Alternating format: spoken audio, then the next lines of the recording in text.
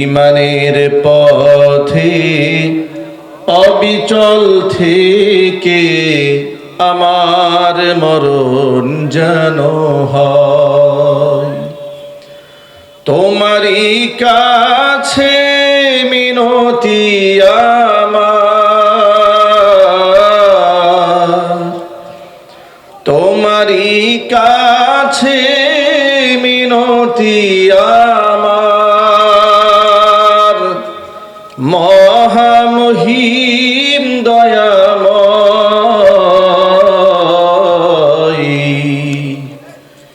ঈমানের পথে অবিচল থেকে আমার মরণ যেন হয়।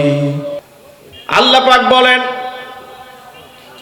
ওয়ালাকাদ কাররামনা বানি আদম ওয়া হামালনাহুম ফিল বাররি ওয়াল বাহরি ওয়া রাযাকনাহুম মিনাত তাইয়্যিবাত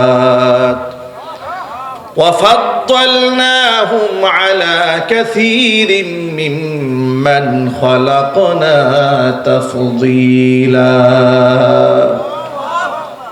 ওয়ালাকাদ কাররামনা বানি আদম, আদম সন্তানকে আমি সম্মান দিয়েছি।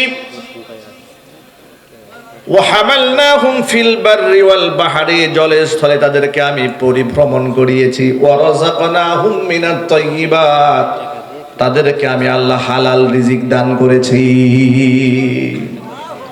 মানুষকে আল্লাহ যে খাবার খাওয়ান, এত দামি খাবার পৃথিবীর কোন প্রাণী কুলকে আল্লাহ খাওয়ান নাই।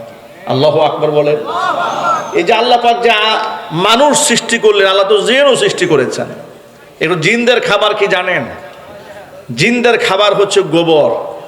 জিনদের খাবার হচ্ছে আমরা যে হাড় গুড় খেয়ে, গোশত খেয়ে হাড়গুলো ফেলে দেই, এগুলো হচ্ছে জিনদের খাবার।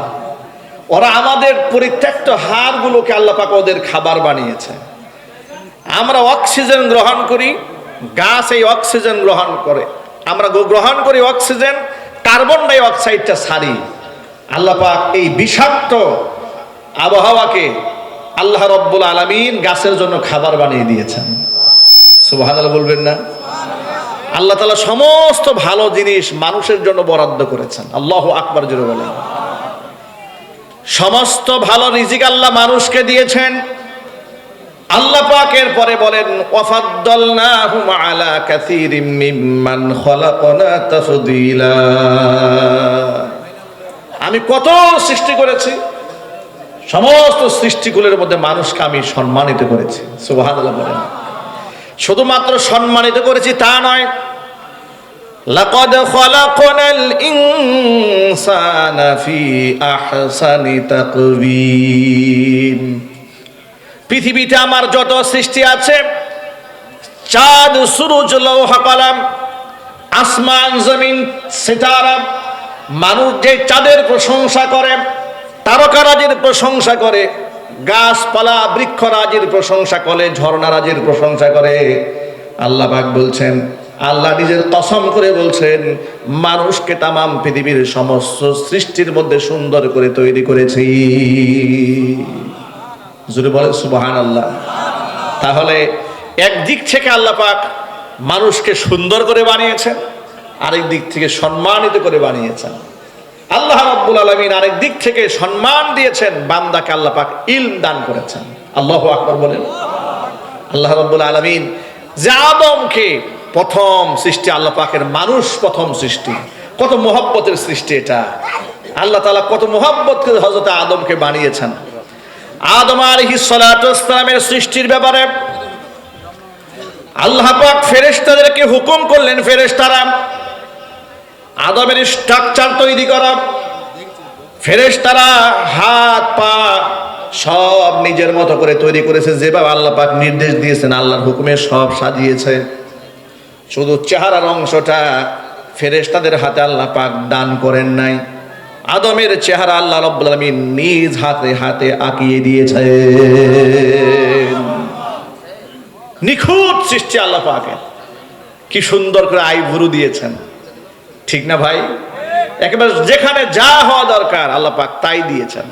ফাহাল তারা মিন ফুতুর, আল্লাহ বলছেন আমার সৃষ্টির মধ্যে গবেষণা করে কোনো ত্রুটি খুঁজে পাবে না। আল্লাহু আকবার। এটা আমার আলোচনার মূল প্রতিপাদ্য বিষয় না, আমি যা বুঝাতে চাইলাম সেটা হলো এই, হযরত আদম আলাইহিস সালাতু ওয়াস সালাম পৃথিবীর শ্রেষ্ঠ সৃষ্টি, মাখলুকাতের মধ্যে শ্রেষ্ঠ মাখলুক, আশরাফুল মাখলুকাত মানুষ, তার মধ্যে তিনি প্রথম মানুষ। আবার আল্লাহ পাক তাকে নবী বানিয়েছেন, আবার আল্লাহ পাক চেহারাকে আপন করে সাজিয়েছেন, কত মোহব্বত। কিন্তু আল্লাহ পাক তাকে হেদায়েতের মালিক বানান নাই। তার নিজের কলিজার টুকরা দুই ছেলে হাবিল এবং কাবিল, ঠিক কিনা? কাবিল হাবিলকে হত্যা করেছে। এই পৃথিবীর প্রথম হত্যাযজ্ঞ অপরাধ তিনি ঘটিয়েছেন। যদি হযরত আদমের হাতে হেদায়েতের কন্ট্রোল থাকতো, মালিকানা থাকতো, নিজের সন্তানদেরকে এত বড় জঘন্য পাপাচারের সাথে জড়িয়ে পড়ার সুযোগ দিতেন তিনি? দিতেন না। এবার আপনারা বলেন তো হেদায়েত দেওয়ার মালিককে? আদমের সানি বলা হয় হযরত নূহ আলাইহিস সালাতু ওয়াস সালামকে। কেন আদমের সানি বলা হয় একটু শুনেন আপনারা। নূহ আলাইহিস সালাতু ওয়াস সালামকে আল্লাহ তাআলা এই পৃথিবীতে সর্বাধিক হায়াত দান করেছিলেন 950 বছর। আরো জোরে বলেন। আদম আলাইহিস সালাতু ওয়াস সালাম এই পৃথিবীতে হায়াত পেয়েছিলেন 900 বছর, জান্নাতে ছিলেন তিনি 100 বছর, এই টোটাল 1000 বছর। তার জান্নাতের হায়াত আর দুনিয়ার হায়াত একত্রিত করলে হযরত নূহ আলাইহিস সালাতু ওয়াস সালামের হায়াত থেকে 50 বছর বেশি হয়।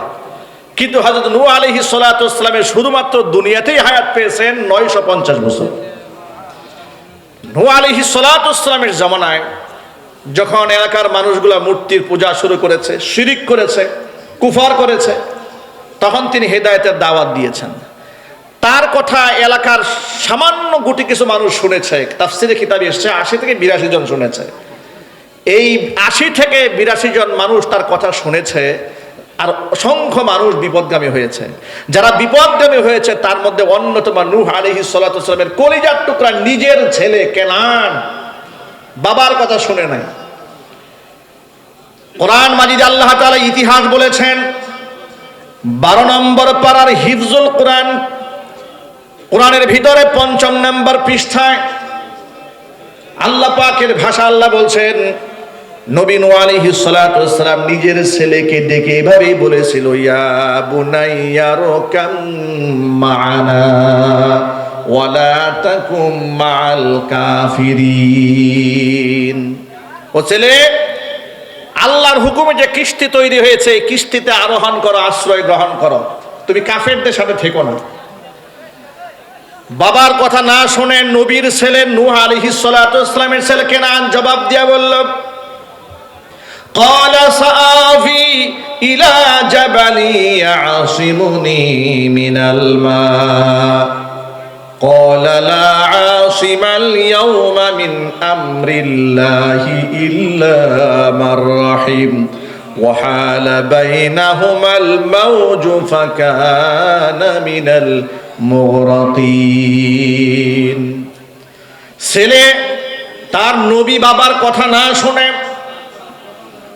হযরত নূহ আলাইহিস সালাতু ওয়াস সালামের ছেলে জবাব দিয়ে বলছেন, আব্বা জান, আপনি তো বললেন নৌকায় আরোহণ করতে, আমি নৌকায় উঠবো না। সাআফি ইলা জাবালিন, আমি পাহাড়ের চূড়ায় আশ্রয় গ্রহণ করব। যত বড় প্লাবন আসুক না কেন, প্লাবনের পানি অবশ্যই পাহাড়ের চূড়া পর্যন্ত পৌঁছতে পারবে না। জোরে বলেন নাউজুবিল্লাহ। প্রিয় ভাইয়ের আমার, এক বাক্যে জবাব দিয়ে বলেন, আল্লাহ যদি আযাব দিয়ে ধরতে চান বাঁচার কোনো উপায় আছে? আরো জোরে বলেন, লা আশিমাল ইয়াউমা মিন আমরিল্লাহ। তিনি ঘোষণা দিয়ে দিলেন, আল্লাহর এই আযাব থেকে কেউ রক্ষা করতে পারবে না। আল্লাহ পাক যাকে রহম করবে একমাত্র সেই বেঁচে যাবে। সে বলল, না, আমি তোমার কথা শুনবো না, তোমার কথা মানবো না। পাহাড়ের চূড়ায় সে আশ্রয় গ্রহণ করেছে। আল্লাহ পাক বলছেন, পিতা পুত্রের মধ্যে কথোপকথন চলছে। পিতার কথা যখন পুত্র অমান্য করেছে, ওয়াহালা বাইনাহুমাল মাউজু ফাকানা মিনাল মুগরাকিন। বিরাট একটা ঢেউ দিয়ে, ধাক্কা দিয়ে আমি পিতার সামনে চুবনি খাওয়াইয়া পুত্রকে শেষ করে দিলাম, ওকে পানির মধ্যে চুবাইয়া মারলাম। আল্লাহ তাআলা, তুমি তো আমার সাথে ওয়াদা করেছিলে আমাকে আমার পরিবার সহ রক্ষা করবে, তোমার ওয়াদা সত্য। ইন্নাবনি মিন আহলি, আমার সন্তান তো আমার পরিবারের একজন সদস্য। ওয়া ইন্না ওয়াদাকাল হাক্ক, আবার তোমার ওয়াদাও সত্য। ওয়া আনতা আহকামুল হাকিমিন, আবার আমি এই কথা বিশ্বাস করে স্বীকৃতি প্রদান করি তুমি অবশ্যই সমস্ত বিচারকদের মধ্যে শ্রেষ্ঠ বিচারক। জোরে বলুন সুবহানাল্লাহ। আচ্ছা প্রিয় ভাইরা, নূহ আলাইহিস সালাতু ওয়াস সালাম যে ঢঙেই বলুক আর যে রঙেই বলুক, যে ভাষায় বলুক, যত আদবের সাথেই বলুক, কোন নিয়তে বলেছেন এটা আল্লাহ বোঝে নাই? আওয়াজ নাই, এটা জোরে বলুন না ভাই, আল্লাহ বোঝেন নাই? আল্লাহ তো অন্তর্যামী, আল্লাহ তো মানুষের হৃদয়ের খবর জানেন। এটা মুখে উচ্চারণ করার আগেই তো আল্লাহ জানেন যে ও কি বলতেছে। সুবহানাল্লাহ বলেন। আল্লাহ তো বুঝে ফেলেছেন যে আমার ব্যাপারে অভিযোগ এসেছে, তোমার সন্তান মরেছে এই জন্য না। এবার আল্লাহ জবাব দিচ্ছেন, قال يا نوح إنه ليس من أهلك إنه عمل غير صالح فلا تسألني ما ليس لك به علم إني أعظك أن تكون من الجاهلين। নূহ আলাইহিস সালাতু ওয়াস সালামকে ডেকে আল্লাহ পাক বলেন, ইয়া নূহ, ও নূহ, লাইসা মিন আহলিক ইন্নাহু আমালুন গায়রু সালিহ, তোমার সন্তানকে তুমি নিজের পরিবারের সদস্য জ্ঞাপন করছো, গণনা করছো, মনে রেখো সে তোমার ওরজার সন্তান হলেও নবী পরিবারের সদস্য পদ থেকে তাকে কর্তন করা হয়েছে, সে আর তোমার দলভুক্ত নয়। ইন্নাহু আমালুন গায়রু সালিহ, তার কারণ হচ্ছে তার আমলটা খারাপ। আমল যদি খারাপ হয়ে যায়, কে নবীর ছেলে, কে হাজী সাহেবের ছেলে, কে মৌলানা সাহেবের ছেলে, কে আলেমের ছেলে, কে পীরের ছেলে, কে বুজুর্গের ছেলে, এগুলা দিয়ে বিচার হবে না। প্রত্যেকের বিচার হবে তার নিজের আমল দিয়ে। ঠিক না ব্যাঠিক জোরে বলেন? আমাদের দেশে যে কিছু লোকেরা ইসলামের বিরুদ্ধাচরণ করে, কোরআনের আইনের বিরুদ্ধাচরণ করে, আলেম ওলামাদের বিরুদ্ধাচরণ করে, যখন তার বিরুদ্ধে প্রতিবাদ আসা শুরু হয় তখন তিনি বলতে থাকেন, প্রিয় ভাইরা আমার বিরুদ্ধাচরণ করবেন না, আমি কিন্তু হাজী সাহেবের ছেলে, আমি কিন্তু পীর বংশের ছেলে। কি এরকম আছে না নাই?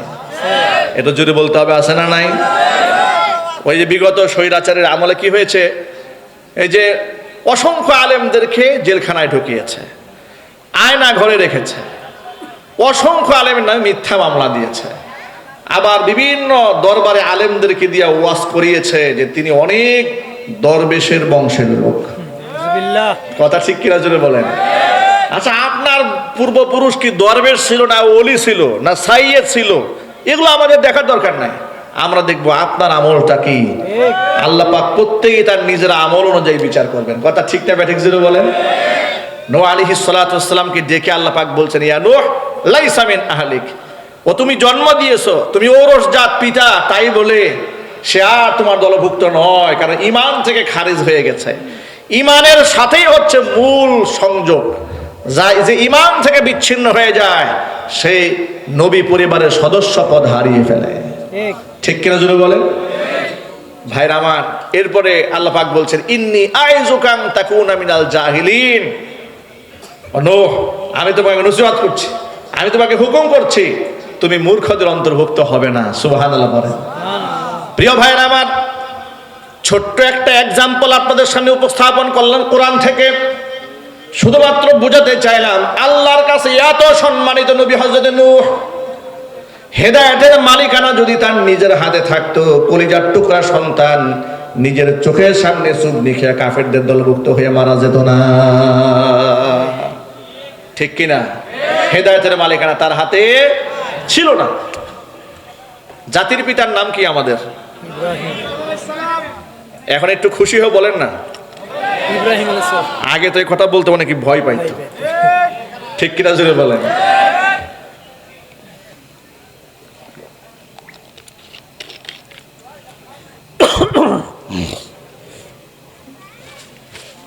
ফরিদপুর যেতে, মাদারীপুর যেতে, বরিশাল অঞ্চলে যেতে মাওয়া এক্সপ্রেস ওয়ে যেটা করা হয়েছে, সেখানে দেওয়া ছিল জাতির পিতা বঙ্গবন্ধু এক্সপ্রেসওয়ে। জুলাই আগস্টের বিপ্লব যখন সাধিত হলো, এদেশে তাওহীদি মুসলমানরা ব্যানারটা ভেঙে ফেলে নতুন ব্যানার দিয়েছে, জাতির পিতা হযরত ইব্রাহিম আলাইহিস সালাতু ওয়াস সালাম সড়ক। এটা জোরে বলেন না সুবহানাল্লাহ।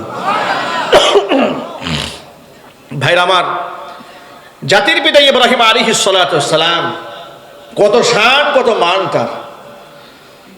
সেই ইব্রাহিম আলাইহিস সালাতু ওয়াস সালাম মূর্তির সাথে আপোষ করেন নাই, নিজ হাতে মূর্তি ভেঙেছেন, নিজ হাতে মূর্তি ভাঙার অপরাধে কুফফার গোষ্ঠী মুশরিকেরা তাকে অগ্নিকুণ্ডের মধ্যে ফেলে দিয়েছে। জ্বলন্ত আগুনকে আল্লাহ রাব্বুল আলামিন ফুলের বাগান বানিয়ে দিয়েছিলেন। এক বাক্যে জবাব দিয়ে বলতে হবে, আগুনকে ফুলের বাগান বানিয়ে দেওয়ার ক্ষমতা আমাদের মনিবের আছে না? না।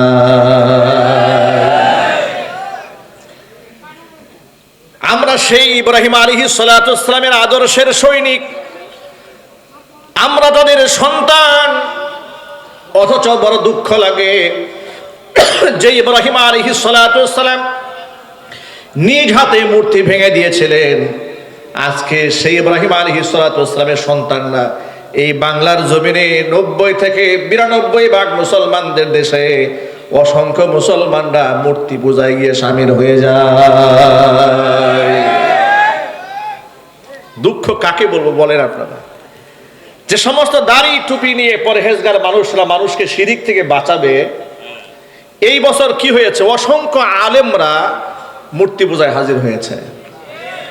নাউজুবিল্লাহ বলবেন না? রহস্যজনক ভাবে রাজনৈতিক স্বার্থে এত বড় শিরিক করেছে, শিরিক করার পরেও রাজনীতির স্বার্থে অনেক আলেমরা এই ব্যাপারে চুপ থেকেছে, একটু প্রতিবাদ পর্যন্ত করে নাই। কথা বলেন ঠিক কিনা জোরে বলেন। অথচ এর সাথে ঈমান এবং কুফর কখনো এক হতে পারে? তাওহীদ এবং শিরিক কখনো এক হতে পারে? ভাই জোরে বলেন। কখনো এক হতে পারে না। আহারে, আল্লাহ যেন আমাদেরকে হেদায়েত দান করেন। একটু জোরে আওয়াজে বলেন আল্লাহুম্মা আমিন। ইব্রাহিম আলাইহিস সালাতু ওয়াস সালাম আমাদের পিতা হন, আমরা তার আদর্শের সৈনিক। আল্লাহ পাক তাকে অনুসরণ করার অর্ডার দিয়েছেন কোরআনে। আল্লাহ বলেছেন, মিল্লাতা বিকুম ইব্রাহিম হুয়া সাম্মাকুমুল মুসলিমিন। তোমাদের পিতা ইব্রাহিমের আদর্শের অনুসরণ করো, তিনি তোমাদের নাম মুসলমান রেখেছেন। আল্লাহু আকবার বলেন।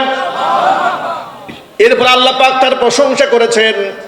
আল্লাহ পাক বলেন, মা কানা ইব্রাহিমু ইয়াহুদিয়াও ওয়ালা নাসরানিয়াও ওয়ালাকিন কানা হানিফাম মুসলিমা ওয়া মা কানা মিনাল মুশরিকিন। ইব্রাহিম আলাইহিস সালাতু ওয়াস সালাম ইহুদি ছিলেন না, খ্রিস্টান ছিলেন না, ওয়ালাকিন কানা হানিফান মুসলিমা, তিনি একনিষ্ঠ মুসলমান ছিলেন। ওয়া মা কানা মিনাল মুশরিকিন, তিনি মুশরিকদের অন্তর্ভুক্ত ছিলেন না। জোরে জোরে বলেন সুবহানাল্লাহ। এখন এক বাক্যে জবাব দিয়ে বলেন, ইব্রাহিম আলাইহিস সালাতু ওয়াস সালাম যার জন্য আল্লাহ তাআলা আগুনকে ফুলের বাগান বানিয়ে দিয়েছিলেন, সেই ইব্রাহিম আলাইহিস সালাতু ওয়াস সালামের সম্মান আমাদের আল্লাহর কাছে আছে না নাই?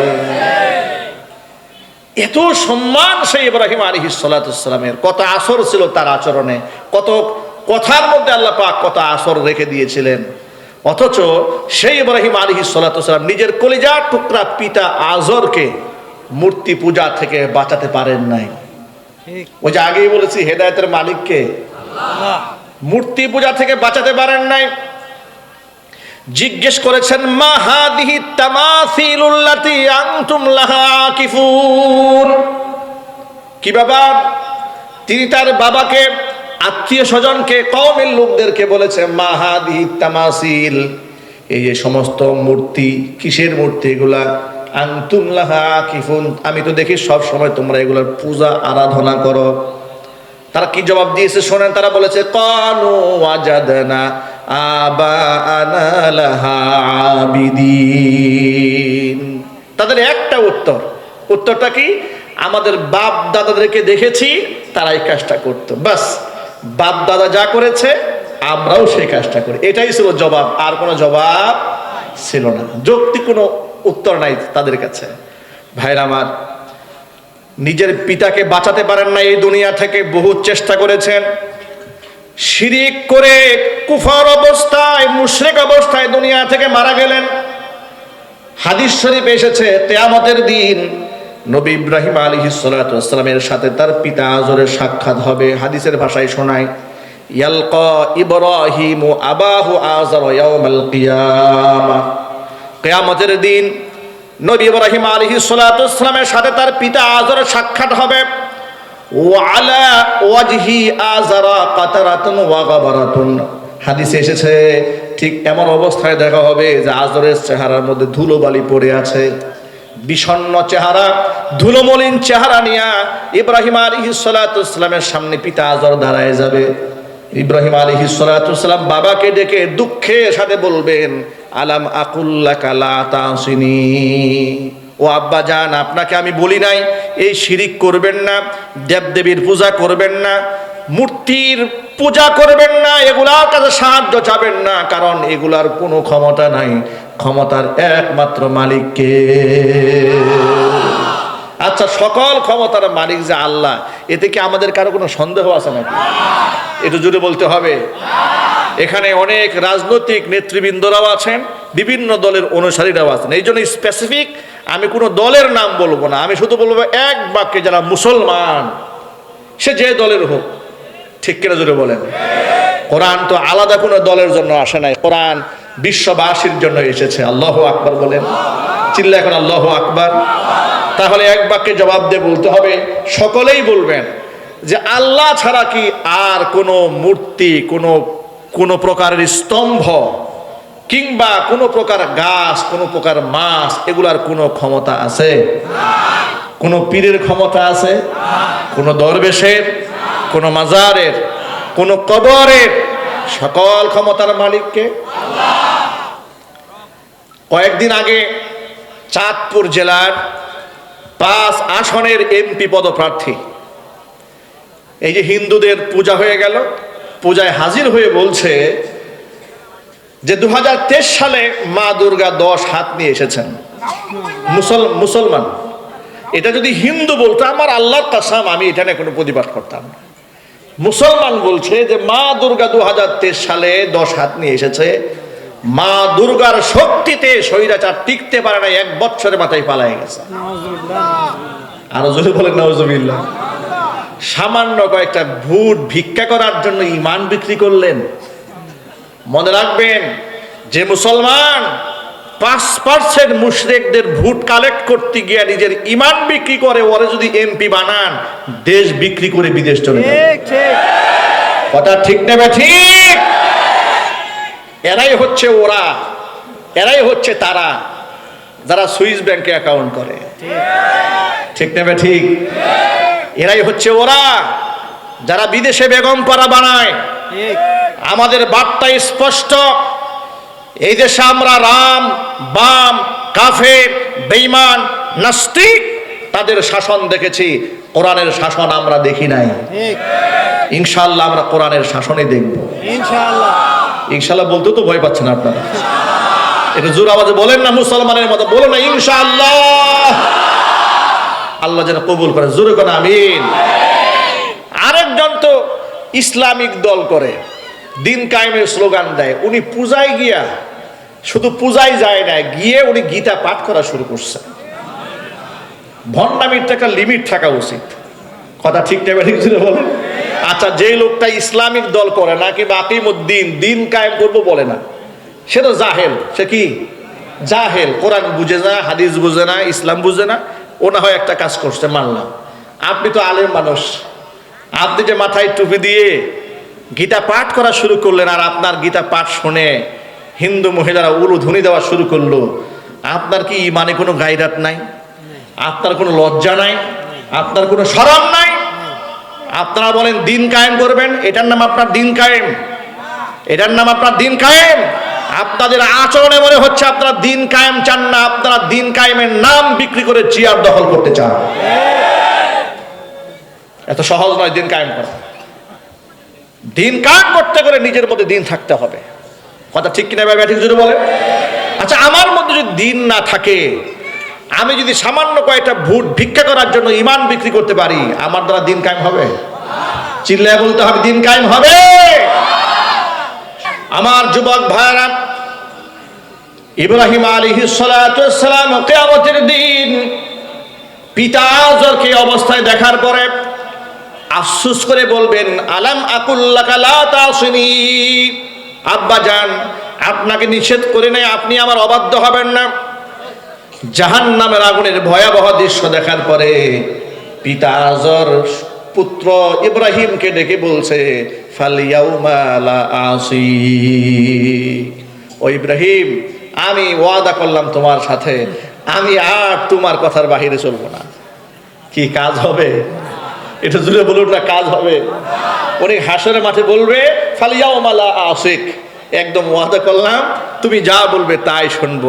আর ফায়দা হবে? ফায়দা হবে না।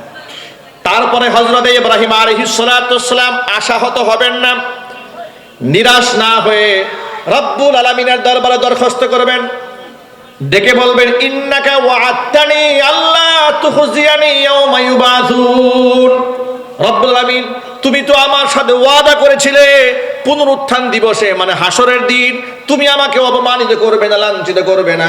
কিন্তু এর চাইতে বড় লাঞ্ছনা অপমান আমি ইব্রাহিমের জন্য আর কি হতে পারে?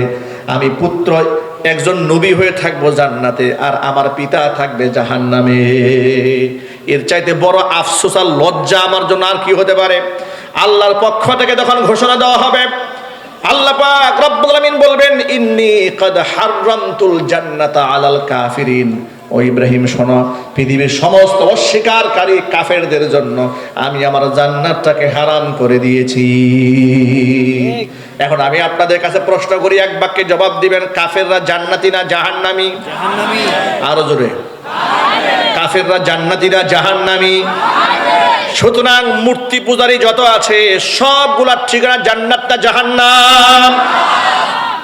আশ্চর্যের ব্যাপার, সেই চাঁদপুরের এমপি পদপ্রার্থী, নমিনেশন পদপ্রার্থী 5 আসনের, তিনি শুধু এতটুকু বলেন নাই যে মা দুর্গা ক্ষমতা দিয়ে হাসিনাকে তাড়িয়েছে, এটাই বলেন নাই। লাস্টে আবার বলছে, কিয়ামতের দিন আপনারা উঠবেন, আমরাও উঠবো। ভালো আমল করলে আপনাদের সাথে ভালো মুআমালা করা হবে, ভালো আমল করলে আমাদের সাথে মুআমালা করা হবে। জোরে করে নাউজুবিল্লাহ। মুসলমানদের ঈমান যদি এত পচা হয়, গান্দা হয়, আল্লাহর কসম সেই ব্যক্তি মুসলমান নয়। মুসলমানের ঘরে শুধু জন্ম নিলেই মুসলমান হওয়া যায় না, ঈমানের ক্ষেত্রে অবিচল থাকতে হয়। এই জন্য আমি জিজ্ঞেস করেছি, এক বাক্যে জবাব দিবেন, একমাত্র আল্লাহ ছাড়া আর কারো কোনো ক্ষমতা আছে? ক্ষমতার একমাত্র মালিক আল্লাহ। পাকের কথাটা বুঝার তৌফিক দান করেন, আমিন। একটু জোরে বলুন আল্লাহুম্মা আমিন। ভাইরা আমার, জাতির পিতা ইব্রাহিম আলাইহিস সালাতু ওয়াস সালাম হেদায়েতের মালিক যদি থাকতেন, অন্ততপক্ষে নিজের বাবাকে রক্ষা করতে পারতেন। ঠিক কিনা বলেন? রক্ষা করতে পারেন নাই। প্রিয় ভাইরা আমার, দু জাহানের বাদশা ইমামুল মুরসালিন রাহমাতুল লিল আলামিন খাতামুল আম্বিয়া নবিয়ুনা মুহাম্মদুর রাসূলুল্লাহ সাল্লাল্লাহু আলাইহি ওয়াসাল্লাম, দুনিয়া আখিরাতের বাদশা, আসমানের নিচে জমিনের উপরে যার চাইতে সম্মান আল্লাহ পাক কাউকে দান করেন নাই, ভবিষ্যতে করার কোনো সম্ভাবনা নাই। ঠিক কিনা জোরে বলেন? যাকে আল্লাহ তাআলা কোনোদিন নাম ধরে একটা ডাকও দেন নাই। সমস্ত নবীদেরকে ইয়া মূসা, ইয়া ইয়াহইয়া, ইয়া জাকারিয়া, ইয়া ইব্রাহিম, ইয়া লূত এইভাবে নাম ধরে ধরে দেখেছেন, কিন্তু আমাদের নবীজিকে আল্লাহ পাক ইয়া মুহাম্মদ এমন শব্দে ডাক দেন নাই, সম্মান দিয়ে বলেছেন, ইয়া আইয়ুহান নাবিয়্যু জাহিদিল কুফফার ওয়াল মুনাফিকিন। আইয়ুহান নবী বলে সম্বোধন করেছেন, ইয়া আইয়ুহাল মুযাম্মিল, ইয়া আইয়ুহাল মুদ্দাসসির বলে সম্বোধন করেছেন, নিজে তো ভালো করে নামটা ধরে ডাক দেন নাই, সম্মান যেন নষ্ট না হয় সম্মানটাকে বাড়িয়ে দিয়েছেন। আবার দুনিয়ার মানুষেরাও যেন নবীজিকে সাধারণ মানুষের মতো সম্বোধন না করে, আল্লাহ তাআলা কুরআন মাজিদের মধ্যে আয়াত নাজিল করে হারাম ঘোষণা করেছেন। আল্লাহ পাক সূরা নূরের মধ্যে ঘোষণা করেছেন, লা তাজআলু দুআআর রাসূলি বাইনাকুম কাদুআই বা'দিকুম বা'দা। আমার রাসূলকে নিজেরা একে অপরকে সাধারণ মানুষকে যেভাবে ডাকাডাকি করো, আমার রাসূলকে তোমরা সাধারণ মানুষের মতো ডাক দিতে পারবে না, কারণ তিনি সাধারণ মানুষ নন, তিনি তো মহামানব। তিনি কি আমাদের মতো মানুষ? তিনি মানুষ ছিলেন কত সত্য, কিন্তু আমাদের মতো না, তিনি মহামানব ছিলেন। তিনি হাঁটলে আকাশের মেঘখণ্ড তাকে ছায়া দিয়েছে। তিনি মরা গাছের নিচে বসেছেন, গাছ তার সম্মানার্থে শাখা প্রশাখায় উজ্জীবিত হয়ে তাকে ছায়া দিয়েছে। দুর্বল উটের উপর সওয়ার হয়েছেন, উট সবল হয়েছে। জিহাদের ময়দানে এক পেয়ালা পানি 1500 সাহাবায়ে কেরাম পানির তৃষ্ণায় বুক ফেটে যায়। নবীজি সাল্লাল্লাহু আলাইহি ওয়াসাল্লাম শাহাদাত আঙ্গুলি পানির মধ্যে চুবিয়ে দিয়েছেন, বলেছেন ঢাকনা খোলার দরকার নেই, পানি ব্যবহার করো। সাহাবায়ে কেরাম বলেছেন 1500 মানুষ আমরা পানি ব্যবহার করেছি, পানির কোনো কম পড়ে নাই। এই মর্যাদা আল্লাহ পাক তার রাসূলকে দান করেছিলেন। এমন মর্যাদা দান করলেন, কিয়ামতের ময়দানেও যিনি সুপারিশ না করলে বিচার কার্য শুরুই হবে না, যিনি জান্নাতে প্রবেশ না করলে জান্নাতের দরজা খোলাই হবে না। আল্লাহু আকবার বলেন। নবীজি সাল্লাল্লাহু আলাইহি ওয়াসাল্লাম বলেছেন, আনা আউয়ালু মাই ইয়াকরাউ বাবাল জান্নাতি ইয়াউমাল কিয়ামা। কিয়ামতের দিন জান্নাতের দরজার মধ্যে যিনি টোকা দিবেন, আমি হচ্ছে সেই প্রথম ব্যক্তি। নবী সাল্লাল্লাহু আলাইহি ওয়াসাল্লাম বলেছেন, জান্নাতের দরজা যখন টোকা দেব, টোকা দেওয়ার পরে ভেতর থেকে দারোয়ান ফেরেশতা বলবে, মান আনতা, কে আপনি? জান্নাতের দরজার মধ্যে করাঘাত করলেন। হুজুর বলেন, ফা আকুলু আনা মুহাম্মদ। নবীজি সাল্লাল্লাহু আলাইহি ওয়াসাল্লাম বলেছেন, আমি বলবো আমি মুহাম্মদ।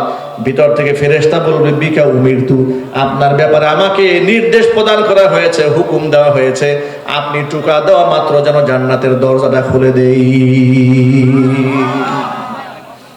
কল্পনা করা যায় কত শান, কত মান আল্লাহর নবী। আল্লাহু আকবার জোরে বলেন। এত শান আর এত মান, কিয়ামতে আল্লাহ পাক তার নবীকে ডেকে বলবেন, আদখিলিয়া মুহাম্মদ মিন উম্মাতিকা মান লা হিসাবা আলাইহিম মিনাল বাবিল আইমান। ও আমার নবী সাল্লাল্লাহু আলাইহি ওয়াসাল্লাম, আপনার উম্মতের ওই সমস্ত মানুষগুলোকে বাছাই করেন যাদের কোনো হিসাব হবে না, বিনা হিসেবে যারা জান্নাতে যাবে, জান্নাতের ডান পাশের দরজা দিয়ে সবগুলাকে জান্নাতে ঢুকিয়ে দেন। নবীজি সাল্লাল্লাহু আলাইহি ওয়াসাল্লাম বলেছেন, আইমান নামক দরজার যে চৌকাঠ, যে জান্নাতের দরজা দিয়ে উম্মতদেরকে ঢুকাবো, ওই চৌকাঠের প্রশস্ততা এত বেশি হবে, এক মাথা থেকে আরেক মাথা পর্যন্ত এতটা প্রশস্ত হবে। একসাথে 7 লক্ষ মানুষ জান্নাতে প্রবেশ করবে, কারো গায়ের সাথে কারো গা টাচ লাগবে না। কিয়ামতে নবীজি সাল্লাল্লাহু আলাইহি ওয়াসাল্লামকে এইরকম সুযোগ দেওয়া হবে। প্রিয় ভাইরা, সেই নবীজি সাল্লাল্লাহু আলাইহি ওয়াসাল্লাম নিজের কলিজার টুকরা চাচা আবু তালেব, আহারে কি মোহব্বত করতেন, কত ভালোবাসতেন, পিতৃ সমতুল্য শ্রদ্ধাভাজন। সুবহানাল্লাহ। সেই চাচা ঈমান হারা হয়ে মারা গেলেন। নবীজি সাল্লাল্লাহু আলাইহি ওয়াসাল্লাম চেষ্টা করলেন তাকে তাওহীদের উপর কালিমা পড়াইয়া দুনিয়া থেকে বিদায় করার। চাচা বললেন যে এলাকার মুরব্বী লোকেরা এসেছিল, নেতৃবৃন্দরা এসেছিল জীবনের শেষ সায়ান্নে, তারা বলেছে যে আপনি আমাদের বংশের গুরু মুরব্বী, আপনি যদি ভাতিজার কথা শুনে বংশের আদর্শের মুখে চুনকালি মাখেন, এটা আমাদের জন্য লজ্জা, আপনি ভাতিজার কথা শুনবেন না। তখন তিনি জবাব দিয়েছিলেন নবীজি সাল্লাল্লাহু আলাইহি সাল্লামকে, ইখতারতুন নার আলাল আর, দুনিয়ার লজ্জার উপরে আমি আখিরাতে পরকালে জাহান্নামের আগুনকে বাছাই করে নিলাম। জোরে কর নাউজুবিল্লাহ। আল্লাহর নবী এত কষ্ট পেয়েছিলেন সেদিন, চাচা ঈমান হারা হয়ে মরে যাওয়ার পর এত আঘাত পেলেন আল্লাহর নবী, এত কান্না করছিলেন। কোরআন মাজিদ আল্লাহ তাআলা আয়াত নাযিল করে জানিয়ে দিয়েছেন, আমার হাবিব ইন্নাকা লা তাহদি মান আহবাবতা ওয়ালাকিন্নাল্লাহা ইয়াহদি মান ইয়াশা। যাকে খুশি আপনি তাকে হেদায়েত দিতে পারবেন না, হেদায়েত দেওয়ার মালিক একমাত্র আল্লাহ রাব্বুল আলামিন। আমার ভাইরা, আমি কয়েকটা এক্সাম্পল মাত্র আপনাদের সামনে দিয়েছি, শুধু এই কথাটা বুঝাতে চেয়েছি হেদায়েত নবীদের হাতেও ছিল না, হেদায়েতের মালিকানা একমাত্র কার হাতে? আমি অবাক হয়ে যাই এই বাংলাদেশের মুসলমানদের ইমানি দুর্বলতা দেখে, যে হেদায়েতের মালিকানা একমাত্র আল্লাহর হাতে। এই দেশের মুসলমানেরা আকীদাগতভাবে এতটা বিভ্রান্ত হয়েছে, হেদায়েতের মালিক পীর সাহেবকে শুধু মনে করে না, পীর সাহেব এমন ভণ্ড পীরও বাংলাদেশে আছে যাদেরকে তারা জান্নাতের টিকিট বিক্রি করেন, তারা গ্যারান্টি দিয়ে বলেন এই দরবারের মুরিদ হয়ে গেলে জান্নাত নিশ্চিত। জোরে জোরে বলেন নাউজুবিল্লাহ। জান্নাত নিশ্চিত গ্যারান্টি দেওয়ার মালিক কি মানুষ থাকতে পারে? জোরে বলেন। একমাত্র কে গ্যারান্টি দেবেন? আরো জোরে বলেন। আর আল্লাহর পক্ষ থেকে ওহী যদি আসে, ওহীর মাধ্যমে মানুষ জানতে পারবেন। কিন্তু এবার আপনার জবাব দিয়ে বলেন, নবীজি সাল্লাল্লাহু আলাইহি সাল্লাম দুনিয়া থেকে বিদায় হয়ে যাওয়ার পরে এই পৃথিবীতে আল্লাহ পাকের পক্ষ থেকে ওহী নাজিল হওয়া কি চালু আছে এখনো? আরো জোরে বলেন। নবীজির পর আর কোন নবী আছে? আরো জোরে বলেন। নবীজির পর আর কোন নবী আছে? রাসূলের পর আর কোন রাসূল আছে? জিবরাইলকে আর ওহী নিয়ে আসে? তাহলে যেই ব্যক্তি বলে অমুকে জান্নাতি অমুকে জাহান্নামী, কিসের ভিত্তিতে বলতে পারেন? নিশ্চিত করে কাউকে আপনি জাহান্নামী বলতে পারবেন না, নিশ্চিত করে আপনি কাউকে জান্নাতীও বলতে পারবেন না। কারণ হাদিস শরীফে এসেছে ইন্নামাল আমালু বিল খাওয়াতিম, শেষ ভালো যার সব ভালো তার।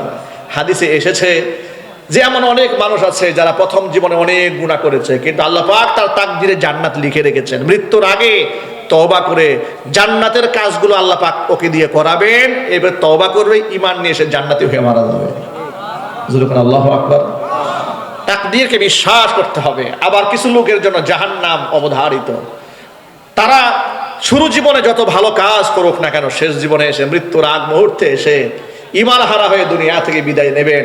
আমরা আল্লাহর কাছে এই জন্য ক্ষমা ভিক্ষা চাই যে আল্লাহ হেদায়েতের উপরে তুমি আমাদের মৃত্যু দান করো। জোরে কোন আমিন। আরো জোরে বলুন আমিন। এই জন্য নিজের নামাজ নিয়ে কখনো অহংকার করবেন না, নিজের তাহাজ্জুদ নিয়ে অহংকার করবেন না, আপনি নিজের মুখে দাড়ি নিয়ে অহংকার করবেন না। 2 দিন তাহাজ্জুদে নামাজ পড়ে মনে মনে ভাববেন যে গোটা এলাকায় আমি তুই একমাত্র হাসান বসরি, আমার চাইতে বড় আব্দুল কাদের জিলানী তুই এলাকায় আর কেউ নাই। আর ওই যে ও জান্নাতি ও জাহান্নামী ওকে এই সেই এগুলো ধারণা করার কোনো দরকার নাই। আমার সাথে আল্লাহ পাকের কি মুআমালা হবে কবরে, কি মুআমালা হবে মিজানে, কি মুআমালা হবে পুলসিরাতে, তার নিশ্চয়তা আমার নাই। ঠিক কিনা যদি বলেন? পৃথিবীর অনেক বড় বড় বুজুর্গরা ইন্তেকালের আগে ঈমান হারা হয়ে দুনিয়া থেকে বিদায় গ্রহণ করেছেন। আবার অসংখ্য চুরি করেছে, ডাকাতি করেছে, জিনা ব্যভিচার করেছে, মানুষ খুন করেছে, তওবা করে আল্লাহর ওলি হয়ে জান্নাতি হয়ে বিদায় গ্রহণ করেছে। সুতরাং নিজের আমল নিয়ে অহংকার করার সুযোগ আছে ভাই? বরং আমল করতে পারলে শুকরিয়া আদায় করব কার? আল্লাহ পাকের। ভাইরা আমার, মূল কথায় ফিরে আসি। হেদায়েতের মালিক কোন মানুষের হাতে আল্লাহ পাক দেন নাই, হেদায়েত তো কার হাতে?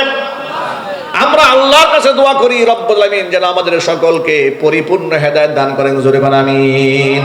কে জান্নাতি আর কে জাহান্নামী এটা আমি আপনি বলতে পারবো না, তবে জান্নাতে যাওয়ার আমলগুলো বলতে পারবো, জাহান্নামে যাওয়ার আমল কোরআন হাদিস থেকে বলা যায়। ঠিক কিনা? আমরা এই কথা বলতে পারি উনি জাহান্নামের পথে পরিচালিত হচ্ছেন, উনি যে পথে হাঁটছেন কোরআন এবং সুন্নাহ অনুযায়ী বলা যায় এটা জান্নাতের পথ নয়। এটা কিসের পথ? এটা জাহান্নামের পথ। কোরআন এবং সুন্নাহ দিয়ে বলা যায় এটা জান্নাতের পথ। আল্লাহু আকবার বলেন। জান্নাতে কে হবে, জাহান্নামে কে হবে, তার ফয়সালা রাসূল দিতে পেরেছেন। কেন শুনেন, নবীজির কাছে জিবরাইল এসে ওহী নাজিল করতেন। আনাস ইবনে মালিক রাদিয়াল্লাহু তাআলা আনহু হাদিসের রাবী, তিনি বলেন, কুন্না জুলুসান ইনদা রাসূলিল্লাহি সাল্লাল্লাহু আলাইহি ওয়াসাল্লাম, আমরা নবীজি সাল্লাল্লাহু আলাইহি ওয়াসাল্লামের পাশেই বসা ছিলাম। এমন সময় নবীজি আমাদেরকে বললেন, ইয়াতলু আলাইকুমুল আনা রাজুলুম মিন আহলিল জান্নাহ, ও সাহাবীরা, এই মুহূর্তে তোমাদের কাছে একজন জান্নাতি ব্যক্তি প্রবেশ করবেন। কি সুন্দর কথা এটা। সাহাবায়ে কেরাম বলেন, আমরা বসে আছি, নবীজি সাল্লাল্লাহু আলাইহি সাল্লাম বললেন যে তোমাদের মাঝে এখন একজন জান্নাতি ব্যক্তির আগমন ঘটবে। আচ্ছা, এই মনে করেন আমরা এখানে বসে আছি, হঠাৎ করে যদি এমন ঘোষণা আসে যে এখানে একজন ব্যক্তি আসবেন এখন, যিনি জান্নাতি কনফার্ম, তাকে দেখার জন্য আমাদের আগ্রহ সৃষ্টি হবে না? একটু জোরে বলেন। মনের মধ্যে খুব আগ্রহ হবে না? ব্যাপক আগ্রহ তৈরি হবে যে জান্নাতি মানুষ অবশ্যই দেখা দরকার।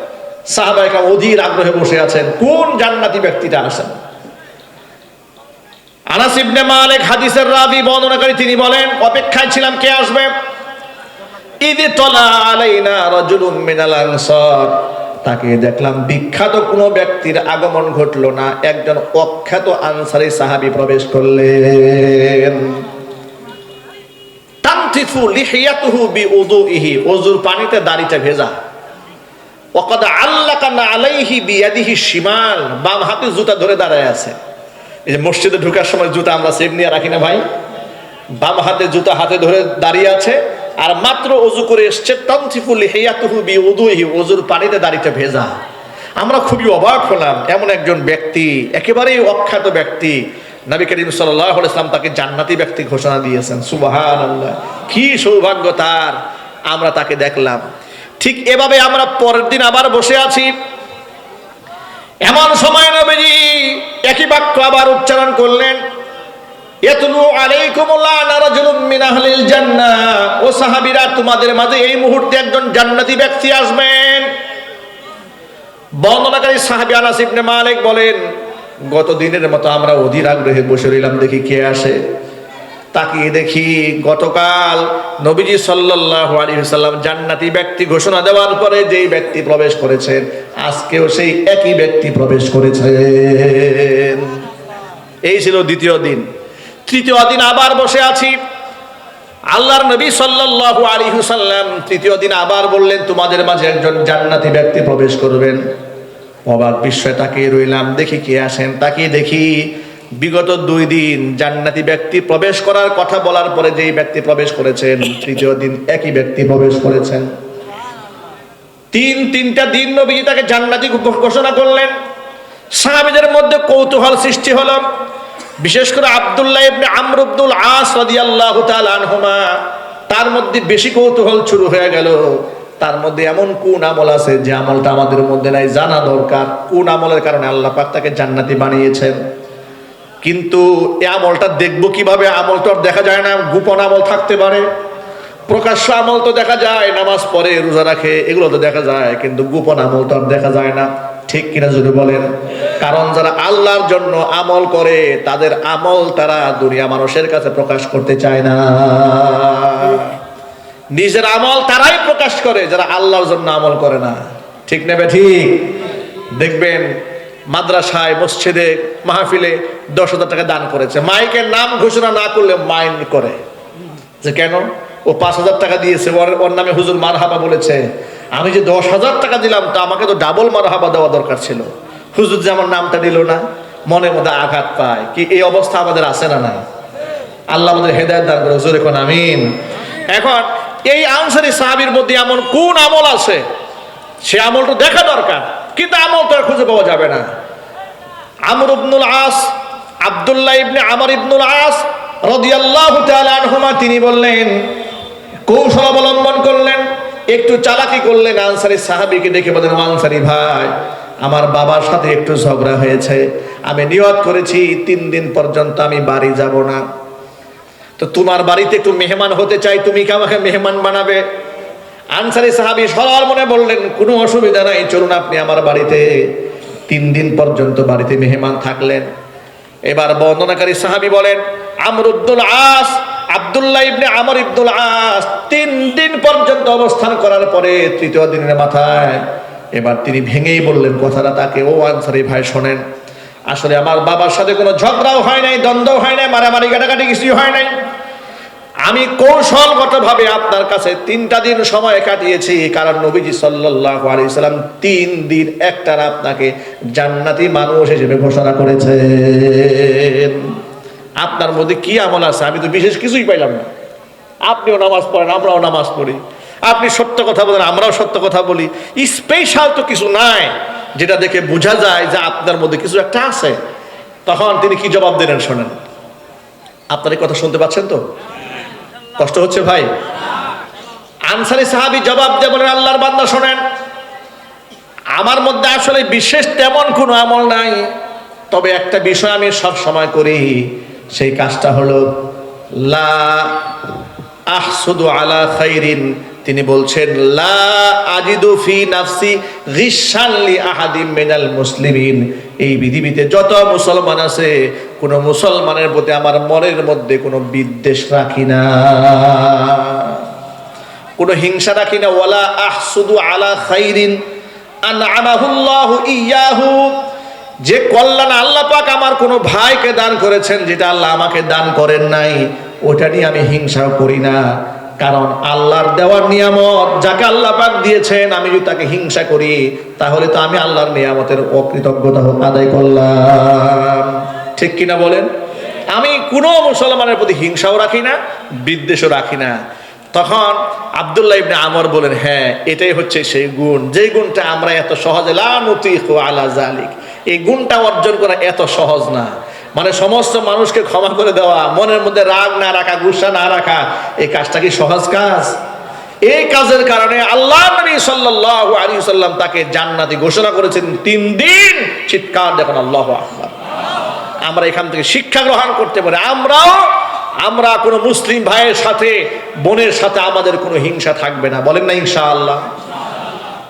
আমাদের সমাজের অবস্থা এমন হয়েছে, কেউ বিদেশ গিয়েছে, একটু ভালো টাকা পয়সা উপার্জন করে, এরপরে বাড়িতে বিল্ডিং এর কাজ ধরেছে, এলাকার পাশের বাড়ির লোকেরা বলতে শুরু করে, ও বিদেশ গিয়া কি করে, এত টাকা পাইলো কই? নিঃসন্দেহে মনে হয় চুরি করে, আছে না নাই? আবার কেউ কেউ বলে না না না, নিঃসন্দেহে স্মাগলিং করে। খারাপ কাজ যদি না করে, অন্যায় যদি ব্যবসা বাণিজ্য না করে, এত টাকার মালিক কেমনে হইল? হিংসা অন্তরে আছে না ভাই? নিজের সন্তানের লেখাপড়ার রেজাল্ট কি হলো সেটা বড় বিষয় না, পাশের বাড়ির বাচ্চার রেজাল্ট কি হয়েছে এটা জানার জন্য দেখবেন পাশের বাড়ির লোকেরা খুব মুখিয়ে থাকে। এরপরে শুনে যে কি হয়েছে, বলে অমুক বাড়ির ছেলে তো ফার্স্ট ক্লাস হয়েছে, প্রশ্নে আসে না, নিঃসন্দেহে সে নকল করে পাস করছে। একটা মন্তব্য ছড়াই দিল। এই হিংসা থেকে আমাদের বের হয়ে আসতে হবে। বিশেষ করে এই ধরনের হিংসা আমাদের মা বোনদের অন্তরে বেশি থাকে। কথা ঠিক না? ঠিক জোরে বলেন। মা বোনরা আঘাত পাবেন না, কষ্ট পাবেন না। হেদায়েতের জন্য বলি, আমাদের প্রত্যেকটা কথা হচ্ছে আল্লাহ পাক যেন এখান থেকে আমাদের বের হয়ে আসার তৌফিক দান করেন, এই নিয়তে। ঠিক কিনা বলেন? আল্লাহ পাক আমাদের সকলকে হিংসা থেকে, হাসাদ থেকে বের হয়ে আসার তৌফিক দান করেন। প্রিয় ভাইরা, যে কথা বলতে গিয়ে এত লম্বা কথা বলেছি, শুধু এই মেসেজটা দিতে চেয়েছি আপনাদের কাছে যে হেদায়েত দেওয়ার মালিক আর জান্নাতে কি হবেন, জাহান্নামে কি হবেন, তার ফয়সালা কার হাতে? আল্লাহ পাকের হাতে। এই কথা কি বুঝতে কষ্ট হয়েছে? এবার আমরা আমাদের মূল আলোচনায় আসি। মূল আলোচনা কিন্তু এখনো শুরু হয় নাই। আমি আপনাদের সামনে মহাগ্রন্থ আল কোরআন থেকে সূরাতুল মাইদার 90 নম্বর আয়াতটা তেলাওয়াত করেছি। আমার মন চেয়েছে যে আমি এই বিষয়ে আপনাদের সামনে একটু সতর্ক করি। কোরআন মাজিদের সূরাতুল মাইদার 90 নম্বর আয়াতে আল্লাহ তাআলা 4টা জিনিসকে শয়তানের নাপাক কর্মকাণ্ড বলে উল্লেখ করেছেন। একটা কথা সবসময় মনে রাখবেন, সূরাতুল হাসর আল্লাহ পাকের একটা মৌলিক নির্দেশনা আছে। সেই মৌলিক নির্দেশনা হচ্ছে মা আতাকুমুর রাসূলু ফাখুযুহু ওয়া মা নাহাকুম আনহু ফান্তাহু। আমার রাসূল তোমাদের জন্য যা নিয়ে এসেছেন তা আঁকড়ে ধরো। যে জিনিস থেকে নিষেধ করেছেন সেখান থেকে বিরত থাকো, এটা আল্লাহ পাকের হুকুম।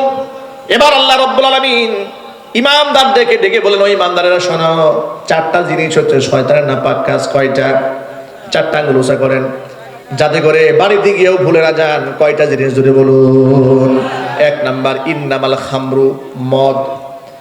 2 নাম্বার হচ্ছে ওয়াল মাইসির, এবং জুয়া। 3 নাম্বার ওয়াল আনসাব, মূর্তি সমূহ। 4 নাম্বার ওয়াল আজলাম, ভাগ্য নির্ধারণকারী তীর। রিজিসুম মিন আমালি শাইতান, সব হচ্ছে শয়তানের নাপাক কর্মকাণ্ড। ফাজতানিবুহু লাআল্লাকুম তুফলিহুন, এগুলা তোমরা পরিহার করো, তাহলেই তোমরা সফলকাম হতে পারবে। এবার এক বাক্যে জবাব দিয়ে বলেন, মদ, নেশা, মাদক হালাল না হারাম? অপারেটর ভাই একটু সাউন্ড দেন, ভলিউম দেন একটু, ভলিউমটা কমে গেছে। এক বাক্যে জবাব দিয়ে বলেন, মাদক হালাল না হারাম? সবাই বলে নাই। এই বাম পাশ থেকে কোনো আওয়াজ হয় মুরব্বীদের, মাদক হালাল না হারাম? একটু জোর আমাদের সবাই বলেন। এটা আমাদের মুসলিম দেশ, ঠিক কিনা বলেন? সংখ্যাগরিষ্ঠ মুসলিম দেশে মদের লাইসেন্স দেওয়া হয়েছে রাষ্ট্রীয়ভাবে। এই যে আজকে গোটা বাংলাদেশে আওয়াজ উঠেছে, আমরা দিন কায়েম করতে চাই বাংলাদেশে। কেন শোনেন, আমরা ব্যক্তি জীবনে অনেকেই দিন কায়েম করেছি, অনেকে পারিবারিক জীবনেও কায়েম করেছে, অনেকে কিছুটা সামাজিক জীবনে করেছে, কিন্তু আমরা রাষ্ট্রীয়ভাবে দিন কায়েম করতে না পারার কারণে যে সমস্যাটা হয়েছে। আচ্ছা প্রিয় ভাইরা, আমরা যত ওয়াজ আর নসিহত করি, রাষ্ট্রীয়ভাবে যদি নিষিদ্ধের আইন না করা হয়, শুধু ওয়াজ দিয়ে কি মদ বন্ধ করা সম্ভব হবে? চিৎকার দিয়ে বলুন, হবে? সুদ বন্ধ করা যাবে? ঘুষ বন্ধ করা যাবে? তবে হ্যাঁ, আরেকটা কথা বলি, শুধুমাত্র রাষ্ট্রে ইসলাম কায়েম হয়ে গেলেই যে ইসলাম কমপ্লিট হবে তাও না। এখানে একটা মিস আন্ডারস্ট্যান্ডিং আছে, ভুল বুঝাবুঝি আছে। দিন কায়েম বলতে অনেকেই মনে করেন যে দিন কায়েম হচ্ছে রাষ্ট্র ক্ষমতা ইসলাম। এটা অনেকে ভুল ধারণা। না, রাষ্ট্র ক্ষমতা ইসলাম যাওয়াই মানে দিন কায়েম নয়, বরং রাষ্ট্র ক্ষমতায় ইসলাম গেলে জমিনে দিন কায়েম করা সহজ হয়ে যাবে, ঠিক কিনা? যেমন দিন কায়েম বলতে আপনি কি বুঝেন, ইকামতুদ দিন বলতে কি বুঝে? অনেক মিস আন্ডারস্ট্যান্ডিং আছে। কনসেপ্টটা ক্লিয়ার না থাকার কারণে এই সমাজের সাধারণ শিক্ষিত মানুষ যারা আছেন, জেনারেল শিক্ষিত কিংবা অল্প শিক্ষিত কিংবা দিনদার, নামাজ পড়ে, ইকামতুদ দিন, ইকামতুদ দিন, দিন কায়েম করবো, দিন কায়েম করবো, দিন কায়েম করবো, নিজে নামাজ পড়ে না। কথা একটু বুঝতে হবে। নিজের ঘরের বউয়ের পর্দা নাই, নিজে সুদের ব্যবসা করে, নিজে ঘুষ খায়, মিথ্যা কথা বলে, এই লোকটা রাস্তায় রাস্তায় ঘুরে আর বলে দিন কায়েম করবো, দিন কায়েম করবো। কোথায় দিন কায়েম করবেন আপনি? সবার আগে নিজের মধ্যে দিন কায়েম করেন, ঠিক কিনা বলেন? দিন বলতে আপনি কি বুঝেন? দিন শব্দের অর্থ কি? আল্লাহ পাক যে সূরা মাইদার মধ্যে ঘোষণা দিয়েছেন, আল ইয়াউমা আকমালতু লাকুম দীনাকুম ওয়া আতমামতু আলাইকুম নিয়ামাতি ওয়া রাদিতু লাকুমুল ইসলাম দীনা। আল্লাহ পাক বলেন, আজকের এই দিনে তোমাদের জন্য তোমাদের দিনকে আমি কমপ্লিট করে দিলাম, আমার নিয়ামতকে পূর্ণ করে দিলাম। তোমাদের জন্য জীবন ব্যবস্থা হিসেবে, ধর্ম হিসেবে, দিন হিসেবে, পথ নির্দেশিকা হিসেবে ইসলামকে আমি আল্লাহ তাআলা পছন্দ করে নিলাম। ইসলাম হচ্ছে এক জীবন দর্শন, ইসলাম হচ্ছে এক পথ নির্দেশিকা। আল্লাহু আকবার বলেন। এই অপারেটর ভাই আওয়াজ আবার কমে গেছে, এই বক্সে আওয়াজ দেন না কেন? এগুলোতে আওয়াজ দেন না, আপনি স্টেজে আওয়াজ দেন, আমাদের কথা বলতে কষ্ট হচ্ছে, স্টেজে আওয়াজ দেন। হ্যাঁ, দিন কায়েম বলতে কি বোঝায়? আচ্ছা, ইসলামের মূল স্তম্ভ কয়টি? সবাই বলেন, একটু খুব ঠান্ডা মাথায় শুনবেন। ইসলামের মূল স্তম্ভ কয়টি? 5টি। 1 নাম্বার, বুনিয়াল ইসলামু আলা খামসিন, শাহাদাতি আল্লাহ ইলাহা ইল্লাল্লাহ ওয়া আন্না মুহাম্মাদার রাসূলুল্লাহ। এই কথার সাক্ষ্য প্রদান করা আল্লাহ ছাড়া কোনো মাবুদ নাই, এই কথার সাক্ষ্য প্রদান করা মুহাম্মদ সাল্লাল্লাহু আলাইহি ওয়াসাল্লাম আল্লাহ পাকের রাসূল। এটা হচ্ছে 1 নাম্বার। কয় নাম্বার চলে বলেন? 1 নাম্বার। 2 নাম্বার, ওয়া ইকামিস সালাহ, নামাজ কায়েম করা। 3 নাম্বার হচ্ছে ওয়া ইতাইজ যাকাত, যাকাত আদায় করা। 4 নাম্বার, ওয়া হাজ্জিল বাইতি, বাইতুল্লাহ হজ করা। 5 নাম্বার, ওয়া সাওমি রমাদান, রমজান মাসে রোজা রাখা। এখন আপনাদেরকে আরেক কয়েকটা প্রশ্ন করবো, জবাব দিবেন। আল্লাহর উপর ঈমান আমাদের আছে না নাই? আল্লাহর উপর ঈমান আছে না নাই? রাসূলের উপর ঈমান আছে না নাই? এই ঈমানে কোনো ভেজাল আছে? ভেজাল নাই। এরপর ইকামিস সালাহ, আমরা নামাজ পড়ি, আলহামদুলিল্লাহ বলেন। সবাই না, কিন্তু সমাজের কিছু মানুষ নামাজ পড়ে। এটা আমাদের বলতেও লজ্জা হয় যে আমাদের মুসলমানদের দেশে কিছু মানুষ নামাজ পড়ে। এটা কথা বলে লজ্জা হয় না ভাই? এটা বড় লজ্জার বিষয় যে আমরা এটা বলতে পারি না যে আমরা সবাই নামাজ পড়ি। ইকামিস সালাহ, নামাজ আমরা কায়েম করেছি অনেকেই ব্যক্তি জীবনে। ওয়া ইতাইজ যাকাত, অনেকে আমরা যাকাত দেই ব্যক্তি জীবনে, সবাই দেয় না। সমাজের কিছু অংশ দেয়, কিছু অংশ দেয় না। ও হাজ্জিল বাইত, কিছু লোকেরা হজ করে, অসংখ্য লোকেরা টাকা পয়সা আছে, হজ করে না।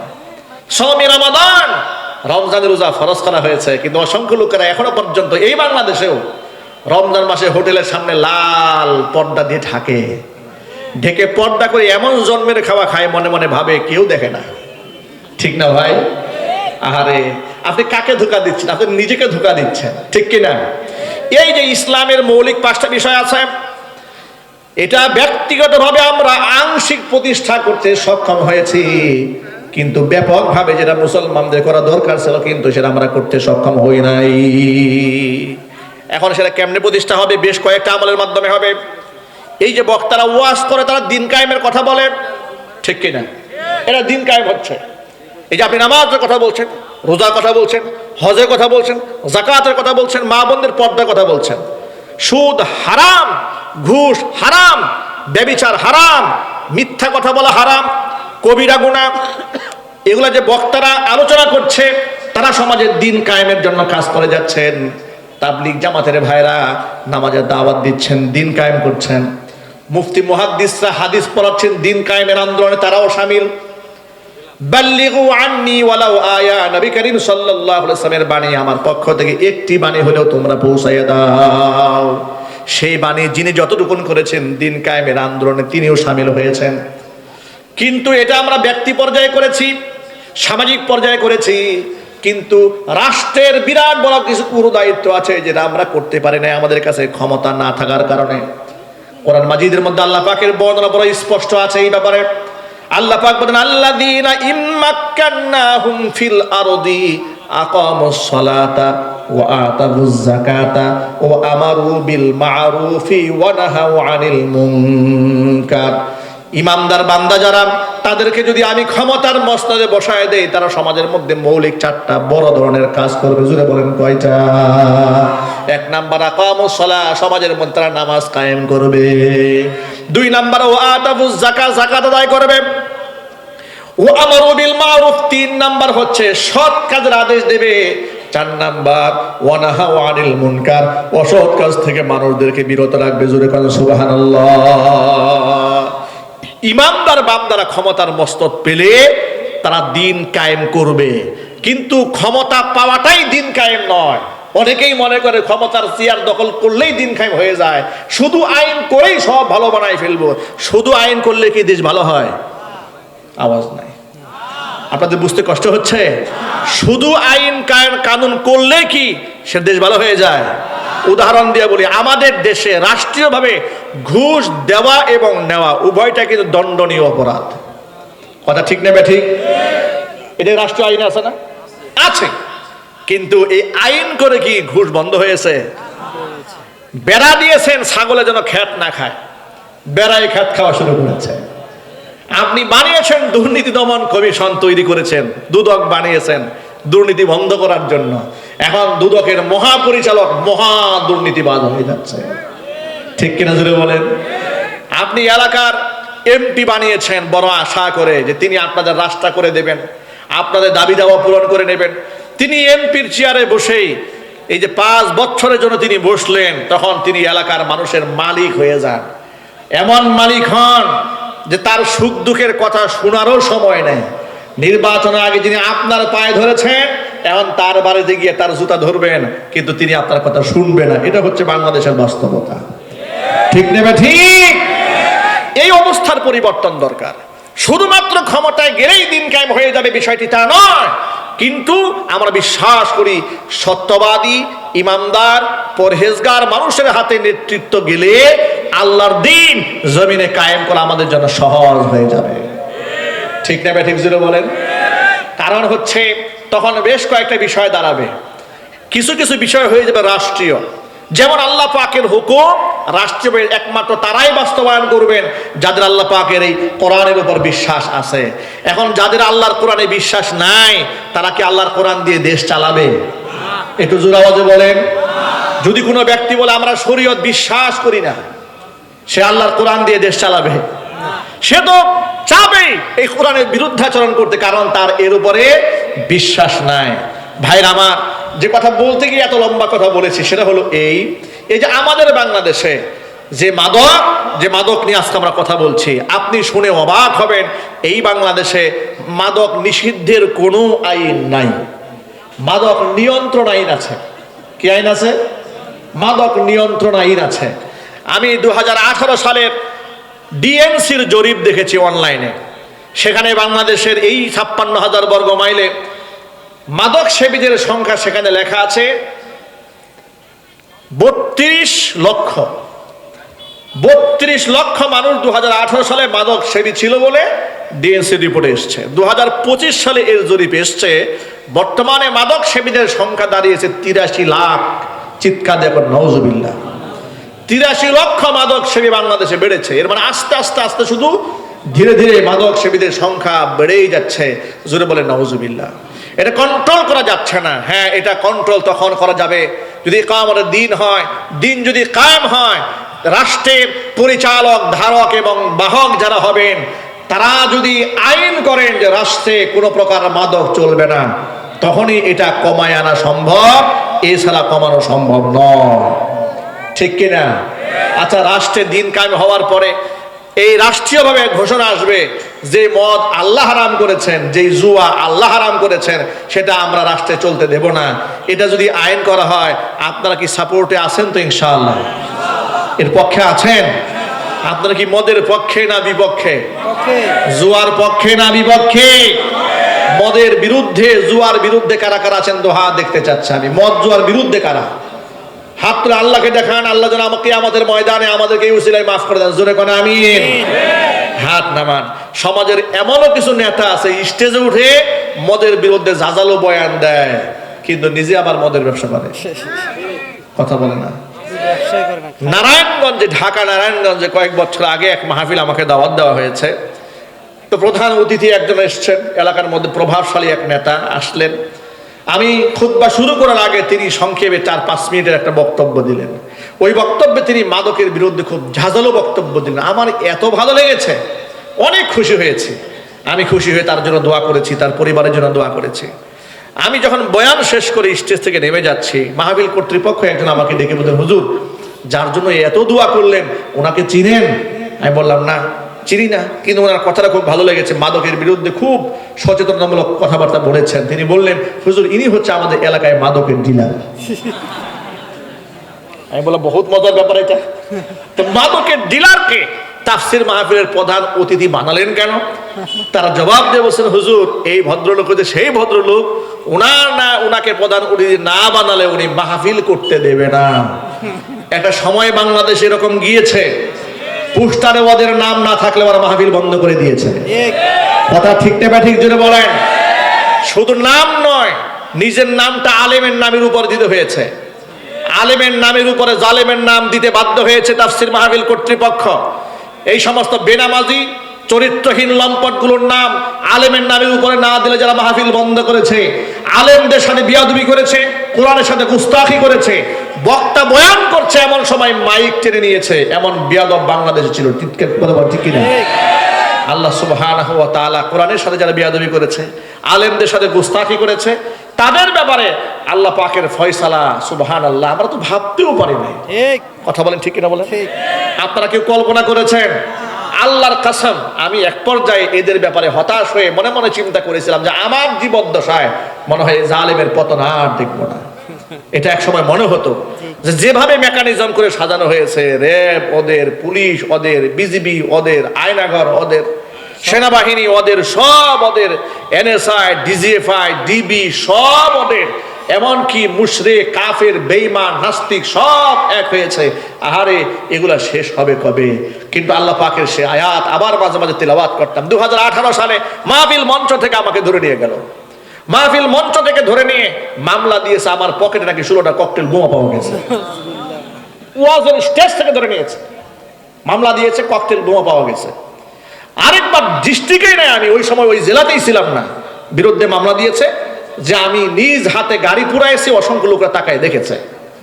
এরকম 4-5টা মামলার আসামি আমাকে স্বৈরাচারের আমলে বানিয়ে দিয়েছিল। আমরা তখন আল্লাহর কাছে শুধু সাহায্য চাইতাম যে আল্লাহ এর শেষ কবে। আর মাঝে মাঝে কোরআন মাজিদ থেকে সূরাতুশ শুআরার আয়াতটা তেলাওয়াত করতাম, ওয়াসায়ালামুল লাযীনা যালামু আইয়ামুনকালাবি ইয়ানকালিবুন। অবশ্যই অচিরেই জালেমরা বুঝতে পারবে, অচিরেই জালেমরা জানতে পারবে তারা কোন গন্তব্যে রওনা হয়েছে। সুবহানাল্লাহ, আমার আল্লাহর কথা কত সত্য। আল্লাহু আকবার বলেন, একটু চিৎকার দিয়ে এখন আল্লাহু আকবার। আল্লাহ পাক কত সুন্দর করে বলেছেন, অচিরেই জালেমরা বুঝতে পারবে কোন পথে ওরা রওনা হয়েছে। আল্লাহ পাক এমন পতন ঘটিয়ে দিয়েছে গোটা ওয়ার্ল্ডে, এমন নিকৃষ্ট পতন কারো হয় নাই। ঠিক কেন জোরে বলেন? সুতরাং এখান থেকে আমরা সবক নিতে পারি, আলেম ওলামাদের সাথে আর গুস্তাখি নয়, বেয়াদবি নয়। আলেমদেরকে মাথার তাজ, মাথার মুকুট বানিয়ে রাখতে হবে। কারণ আলেমরা সন্ত্রাস নন, খুনি নন, ডাকাত নন, চান্দাবাজ নন, লুটেরা নন, মাস্তান নন। আলেমরা জাতির শ্রেষ্ঠ সন্তান। ঠিক কিনা? আলেমদেরকে হৃদয় দিয়ে ভালোবাসেন, আলেমদেরকে মোহাব্বত করেন, আল্লাহ আপনার ইজ্জত বাড়াই দেবে। আল্লাহর নবী সাল্লাল্লাহু আলাইহি ওয়াসাল্লাম থেকে বর্ণিত সাহাবী হযরত আবু দারদা রাদিয়াল্লাহু তাআলা আনহু তিনি বলেছেন, কুন আলিমান। আবু দারদা রাদিয়াল্লাহু তাআলা আনহু থেকে বর্ণিত, তিনি বলেন, কুন আলিমান, নিজে আলেম হও, যেহেতু আলেমের বিরাট মর্যাদা। যদি আলেম না হতে পারো, ও মুতাআল্লিমান, আলেমের ছাত্র হয়ে যাও। তাও হতে পারে না, ও মুস্তামিআন, আলেমের শ্রোতা হও, আলেমের কথাগুলো গভীর মনোযোগ সহকারে শোনো। 4 নাম্বার, ও মুহিব্বান, আলেমকে দিল থেকে মোহাব্বত করো। ওয়ালা তাকুনিল খামিস, 5 নাম্বার হইও না ফাতাহালিক, তাহলে ধ্বংস হয়ে যাবে। এর মানে হচ্ছে তুমি আলেম বিদ্বেষী হয়ে যেও না। সম্ভব হলে নিজে আলেম হও, অথবা আলেমের ছাত্র হও, আলেমের শ্রোতা হও, আলেমকে মোহাব্বত করো, কিন্তু খবরদার আলেম বিদ্বেষী হয়ে যেও না, তাহলে ধ্বংস হয়ে যাবে। পৃথিবীর ইতিহাস সেটাই বলেছে, আলেমের বিরোধিতা করেছে যারা, ধ্বংস হয়েছে তারা। ঠিক কিনা? ইনশাআল্লাহ এই বাংলাদেশে আর আলেম বিদ্বেষীদের জন্ম হবে না, যদি স্বৈরাচারে হাসিনা থেকে এই দেশের মানুষরা শিক্ষা গ্রহণ করতে পারে। কিন্তু পৃথিবীর ইতিহাস বলে কোন জালেমই অতীত দেখে শিক্ষা গ্রহণ করে না, যার কারণে এখনো পর্যন্ত বাংলাদেশে কিছু লোকেরা আলেমদেরকে নাক সিটকায়, মৌলবাদ বলে গালমন্দ করে। ঠিক কিনা? এটা অত্যন্ত পরিতাপ এবং দুঃখের বিষয়। মনে রাখবেন, আলেমদের গালমন্দ করবেন না। আলেম তো আপনার দুনিয়ার সাথী, আলেম তো আপনার আখিরাতেরও সাথী। ঠিক কিনা? আপনার জন্মের পরে কানে আজান ফুঁকে দিয়েছে আলেম, জীবনে গুরুত্বপূর্ণ স্টেপ, বিবাহের মধ্যে আগ পড়ার দিকে আলেমের প্রয়োজন হয়েছে। যেদিন আপনি পৃথিবী থেকে চির বিদায় হয়ে যাবেন, শেষ মুহূর্তে আলেমকে বড় প্রয়োজন হবে। আপনার জানাজার সামনে নিয়ে আলেম দোয়া করবে, আপনাকে কবরে মাদফুন করে আলেম আল্লাহর কাছে হাত তুলে দোয়া করবেন। সেই আলেমের সাথে আপনার হিংসা কেন, বিদ্বেষ কেন? তারা ওয়ারাসাতুল আম্বিয়া, নবীগণের ওয়ারিস। আলেমদের তত্ত্বাবধানে আমরা চলবো, আমরা বলি ইনশাআল্লাহ। ভাইরা আমার, যে কথা বলতে চেয়েছিলাম সেটা হলো, আল্লাহ তাআলা 4টি জিনিসকে হারাম বলেছেন, নাপাক শয়তানের কর্মকাণ্ড বলেছেন। 1 হচ্ছে মদ, 2 নাম্বার হচ্ছে জুয়া, 3 নাম্বার হচ্ছে মূর্তি সমূহ, 4 নাম্বার হচ্ছে রিজিক, 4 নাম্বার হচ্ছে আজলাম, ভাগ্য নির্ধারণকারী তীর। ভাগ্য নির্ধারণকারী তীর তৎকালীন যুগে ছিল, মানে তারা তীরন্দাজ থেকে আপনার যে তীর যে রাখে, তুনির যে পাত্র, ওই পাত্র থেকে তীর বের করত। তীরের আগার মধ্যে ভালো মন্দ অনেক কিছু লেখা থাকতো। তারা কোথাও যাওয়ার ক্ষেত্রে, ডিসিশন নেওয়ার ক্ষেত্রে, সিদ্ধান্ত নেওয়ার ক্ষেত্রে এটাকে তারা মনে করতো, তীর একটা বের করলো, যদি লেখা থাকে ভালো হবে, তাহলে বলতো হ্যাঁ আমার যাত্রা আজকে ভালো হবে। তাকদীর এখান থেকে নির্ধারণ করতো। অথচ ভালো মন্দের ফয়সালা কার হাতে? আল্লাহ। এখন আমাদের সমাজে এই সিস্টেম নাই, এটা সিস্টেমটা পরিবর্তন হয়ে ভিন্ন রূপ ধারণ করেছে। সেটা কি? ঘর থেকে বের হওয়ার সময় চৌকাটে হালকা একটু গুতা লেগেছে পা, বউ ডাক দিয়ে বলে এখন আর বের হয়েন না, চলা পথে বাধা হয়েছে। ঠিক কিনা বলেন? বলে একটু বসে বিশ্রাম নিয়ে যান, গেল একটা। 2 নাম্বার, বেচারা রওনা হয়েছে, পিছন দিক থেকে বউ ডাক দিয়েছে, এই শোনেন একটা কথা বলতে ভুলে গেছি। বেচারা রাগ হয়ে গেছে, তোমার আর খায়া কোনো কাম নাই, গুরুত্বপূর্ণ একটা কাজে রওনা হয়েছে, তুমি পিছন দিক থেকে ডাক দিয়েছো, আমার তো অমঙ্গল সাধন হয়ে গেছে। এরকম অবস্থা আছে না নাই? এরপরে শনিবার দিন জন্ম হয়েছে, সহজে বলতে চায় না, কয় হুজুর এটা কোনো কাজ হইলো, আমি শনিবারে জন্মগ্রহণ করলাম। কয় কেন? কই শনিবারে জন্মগ্রহণ করতে কপালে শনি আছে। পরীক্ষার হলে যাওয়ার সময় কয় আলু খাওয়া যাবে না, ডিম খাওয়া যাবে না। কয় কেন? কয় আলু আর ডিম খেলে পরীক্ষার মধ্যে ডিম পাওয়া যাবে। দেখেছেন অবস্থা কি হয়েছে? মানে ওই যে রিজিসুম মিন আমালি শাইতান ওয়াল আজলাম, ভাগ্য নির্ধারণকারী তীর ওই সময় একটা ছিল, এখন কত রূপের তীর যে সমাজে জ্বালিয়েছে। ছাত্র জীবনের কথা মনে আছে, ঢাকা থেকে গাজীপুরে আসতেছিলাম, এয়ারপোর্টে নেমেছি কোনো একটা কাজে, গিয়ে দেখি অসংখ্য মানুষ জমা হয়ে দাঁড়ায় আছে। চিন্তা করলাম কি ব্যাপার, এত মানুষ ভিড় জমা আছে কেন? ছোট মানুষ কৌতূহল, এত মানুষ জমা হয়েছে, দাঁড়িয়ে দেখি বানর খেলা দেখাচ্ছে। বানর খেলা দেখাচ্ছে। আর কিছুক্ষণ পরে দেখলাম সিরিয়ালে লোকেরা বানরের কাছে হাত দেখাচ্ছে। তা আমি জিজ্ঞেস করলাম, আচ্ছা বানরের হাত থেকে কি দেখে? তখন একজন বলল, হুজুর, ছোট মানুষ তো, আমাকে বলছে হুজুর এই বানর যিনি লালন পালন করছে উনি বলছেন যে এই বানর নাকি মানুষের ভাগ্য বলতে পারে। নাউজুবিল্লাহ বলেন। আমি বললাম এই বেটাই যদি ভাগ্যই বলতে পারে, তাহলে যে বানর খেলা দেখায় ওর ভাগ্যে কি আছে ওইটা আগে বলুক, ঠিক কিনা বলেন? তো দেখাচ্ছে কেন? বলে ও নাকি ভাগ্যের পরিবর্তন করে দেয়, এগুলো দেখে বলে যে তোমার এই কপালে এই আছে সেই আছে, তুমি সতর্ক হয়ে চলো। আমার বুঝে আসে না, মানুষ সিরিয়াল এগুলো দেখাচ্ছে, অশিক্ষিত মানুষগুলা বিশ্বাস করে নিয়েছে, বানরের কাছে হাত দেখাচ্ছে। এই সমাজে অসংখ্য প্রতারক আছে, ভণ্ড আছে, তারা পীরের ব্যবসা খুলে বসে আছে, নামাজ নাই, রোজা নাই, তাকওয়া নাই, পরহেজগারিতা নাই। আমার কাছে ভিডিও আছে, কয়েকদিন আগে দেখেছি ভণ্ড পীর একটাকে মানুষ খুব পেদিয়েছে, ইচ্ছা মতো পিটাইছে। এই ভদ্রলোক তিনটা মহিলার সাথে একসাথে মোয়ানাকা করতেছে। যদি বলেন নাউজুবিল্লাহ। এগুলো কেন করে? লোকেরা ধরে নিয়েছে যে এদের হাতে ভাগ্য পরিবর্তন হওয়ার সম্ভাবনা আছে। একটু চিৎকার দিয়ে বলতে হবে, ভাগ্যের পরিবর্তন করার একমাত্র মালিক কে? আরো জোরে বলেন। এটা তাকদীর, ওয়াল কাদরি খাইরিহি ওয়া শাররিহি মিনাল্লাহি তাআলা। ভালো এবং মন্দ সব কার পক্ষ থেকে হয়? আল্লাহর পক্ষ থেকে হয়। আল্লাহ পাক বললেন রিজিসুম মিন আমালি শাইতান, পরিহার করতে হবে এগুলো। যদি পরিহার করতে পারো, যদি মদ ছাড়তে পারো, জুয়া যদি ছাড়তে পারো, মূর্তি সমূহ যদি বাদ দিতে পারো, ভাগ্য নির্ধারণ করো তীর যদি ছাড়তে পারো, ফাজতানিবুহু যদি তোমরা ছাড়তে পারো, লাআল্লাকুম তুফলিহুন, তাহলে অবশ্যই তোমরা সফল কাম হবে। এই মদ এবং জুয়া সমাজের মধ্যে বিশৃঙ্খলা তৈরি করে, মারামারি সৃষ্টি করে। আফসোসের সাথে বলি, এই মুসলমানদের দেশে ১৫০০ বছর পরে এসে মুসলমানরা শুধু মদ পান করে না, মদের নাম পরিবর্তন করে নাম দিয়েছে বিয়ার, নাম দিয়েছে হুস্কি, ঠিক কিনা যদি বলেন। এরপরে কুকেইন নাম দিয়েছে। এই মদের নানাবিধ নাম তৈরি হয়েছে, সীসা, এই সমস্ত নেশাদ্রব্য শুরু হয়েছে। অথচ নবী করিম সাল্লাল্লাহু আলাইহি ওয়াসাল্লাম বলেছেন, মান শারিবাল খামরা লাম তাসিল সালাতুহু সাবআ সিনিন, কেউ যদি মদ্যপান করে তওবা না করে 7 বছরে তার কোনো নামাজ আল্লাহর দরবারে কবুল হবে না। নাউজুবিল্লাহ পড়েন। এই জন্য শখ করেও জীবনে এক ঢুক মদ খাওয়ার সুযোগ নাই। আল্লাহ পাক যেন আমাদের বেঁচে থাকার তৌফিক দান করেন। এই মাদকের সাথে যুবক ভাইরা আমাদের কোনো সম্পর্ক থাকবে? একটু জোর আওয়াজে বলেন। মাদকের সাথে আমাদের কোনো সম্পর্ক থাকবে? মাদক সমাজের মধ্যে বিশৃঙ্খলা তৈরি করে, ঝগড়া বিবাদ তৈরি করে, বিদ্বেষ তৈরি করে। মদ খেয়ে মাতাল হয়ে ঘরের বউরে মা বলে ডাক দিয়েছে, ঠিক কিনা? এরপরে বউ ঝাঁটা দিয়ে ইচ্ছা মতো পিটাইছে, বউকে মা বলেছে, মাথা নষ্ট হয়ে গেছে। এই জন্য নবী করিম সাল্লাল্লাহু আলাইহি সাল্লাম বলেছেন, কুল্লু মুসকিরিন খামরুন ওয়া কুল্লু খামরিন হারামুন। মাথার মধ্যে, ব্রেইনে, মস্তিষ্কে ক্রিয়া সৃষ্টি করে এমন প্রত্যেকটা জিনিসকে খামার বলা হয়। আর প্রত্যেকটা খামার মানে হচ্ছে মাদক। প্রত্যেকটা মাদক হচ্ছে হারাম, হারাম এবং হারাম। আল্লাহ পাক যেন আমাদের এই সকল কথাগুলো কোরআন এবং সুন্নাহ থেকে আপনাদের সামনে যেগুলো বলেছি, সবার আগে আমাকে, এরপর আমার ভাইদেরকে, মা বোনদেরকে আমল করার তৌফিক দান করে। জোরে কোন আমিন। আর এই যে বিধানগুলো, এই বিধানগুলো কার্যকর করা তখন সহজ হবে যখন রাষ্ট্রে ইকামতের দিন কায়েম হয়ে যাবে, দ্বীনের ঝান্ডা আমরা তখন উড়াতে পারবো ইনশাআল্লাহ।